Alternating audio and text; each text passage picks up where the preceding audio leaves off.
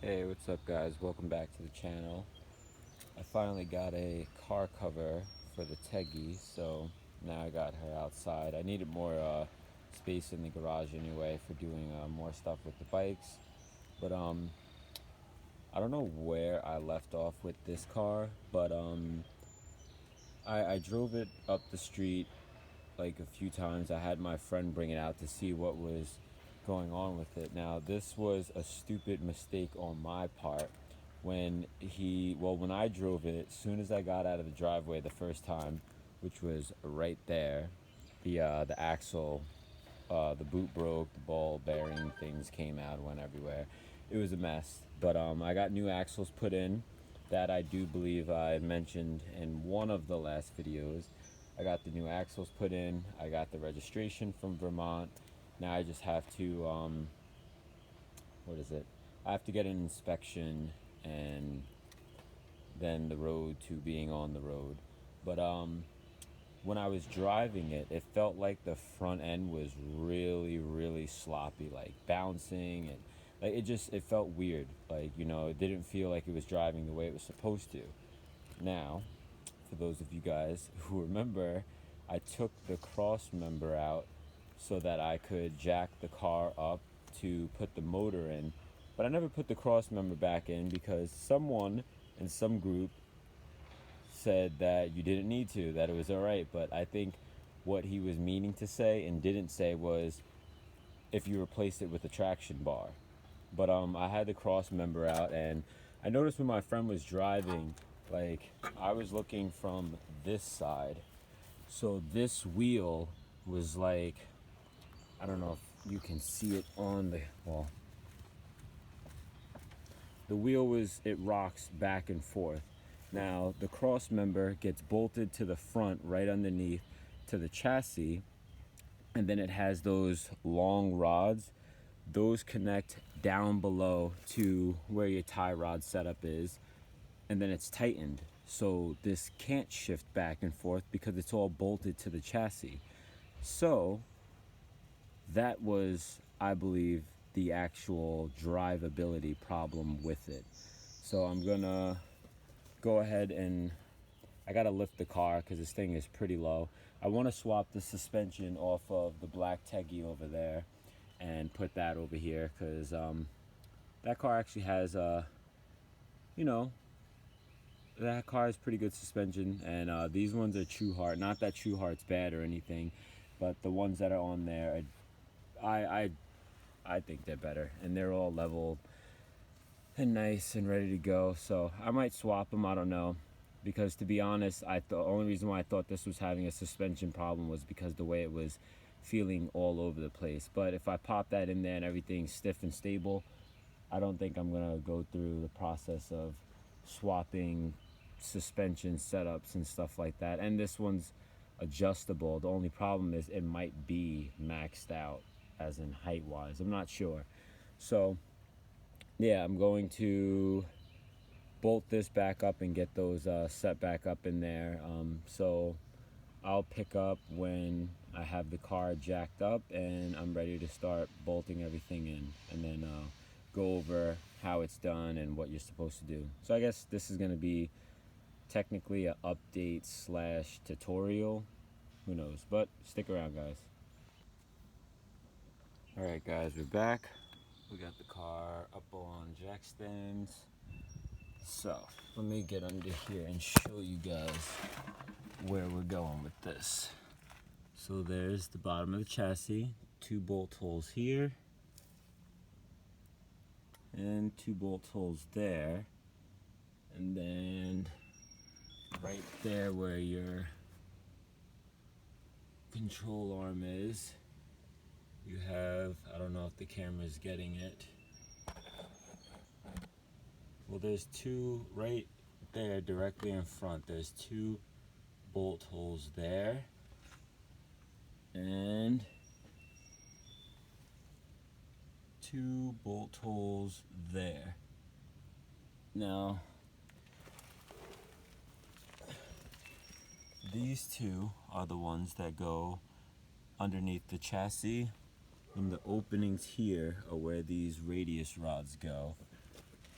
Now the orientation that I have this in here is a washer, this funky double one, and then this mushroom one, and then you have the dowel that runs through the middle.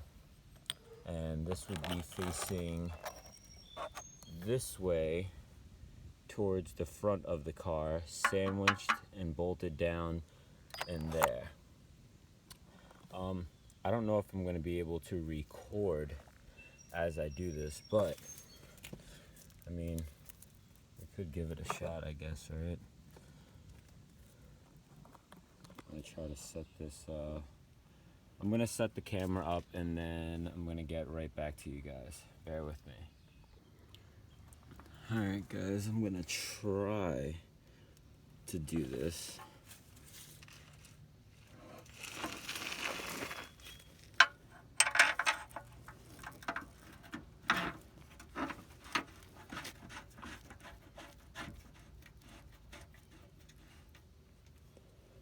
Alright, got one bolt holding it.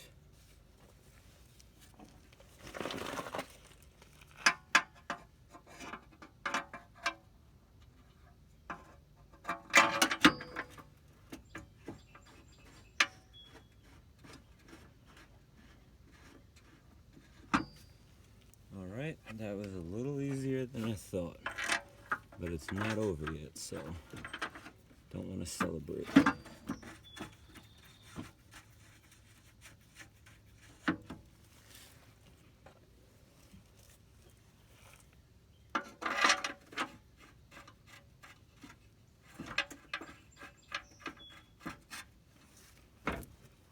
Now I have to get under the car. Let me see where this camera angle is. Now I have to get right here. And I don't know how I'm going to do that, but we will figure that out.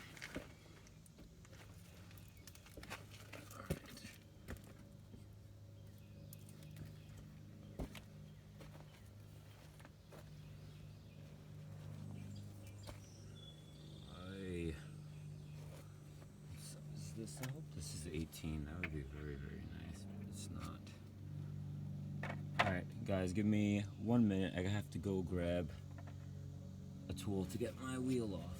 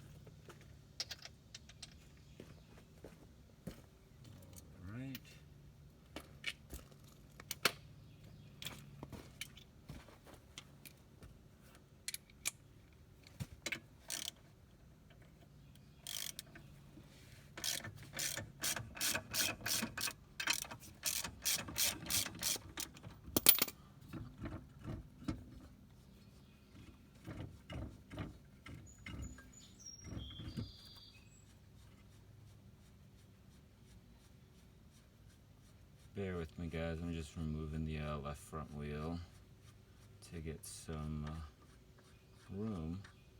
I should have did this before the video, but hey, we'll see how she's looking. All right. Oh yeah, that's definitely easier. All right, where is the bolty bolts? All right. Now let's see if they're aligned. Nope, but I left a little slack purposely for that reason.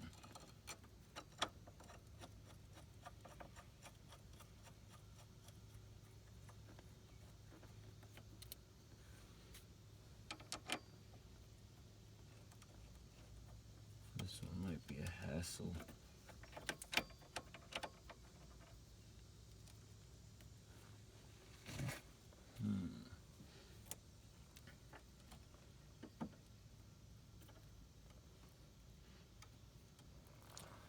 loosen the front bolt on here.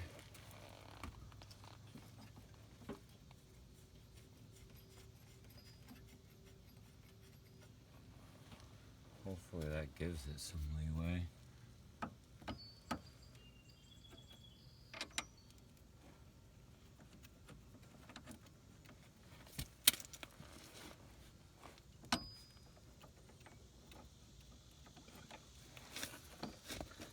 Alright, having some difficulties. Let me get this out and hopefully get the front one in first then.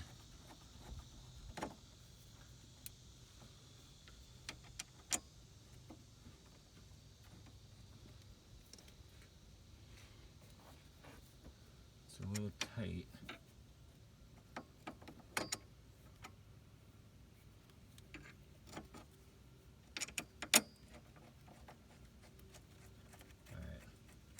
Put the front bolt in first, it lines up the hole for the second bolt, making it a bit easier on your life, I think. At least that's what it's looking like.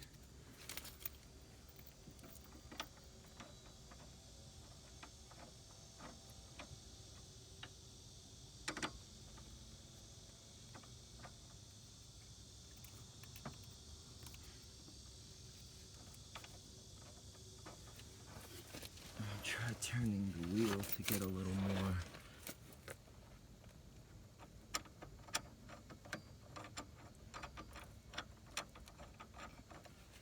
Ay, ay, ay. This is getting a little agitating.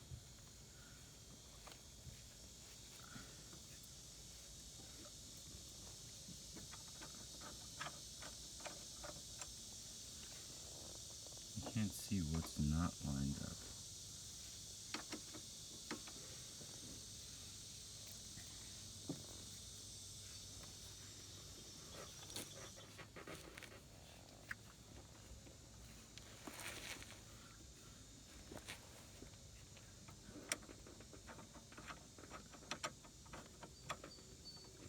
Feel it, but I can't get it in there yet.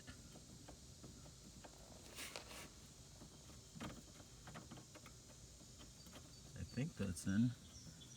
Oh yeah. So now I can go ahead and tighten those if there's room, which there's gonna be barely any, if not none. But we're gonna make this work, because we just have to.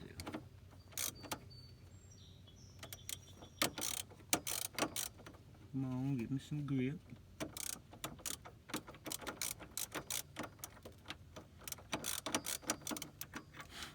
This is not working in my favor. Alright. Where are we at? 7 minutes. Bear with me a little bit more, guys. I gotta grab another tool.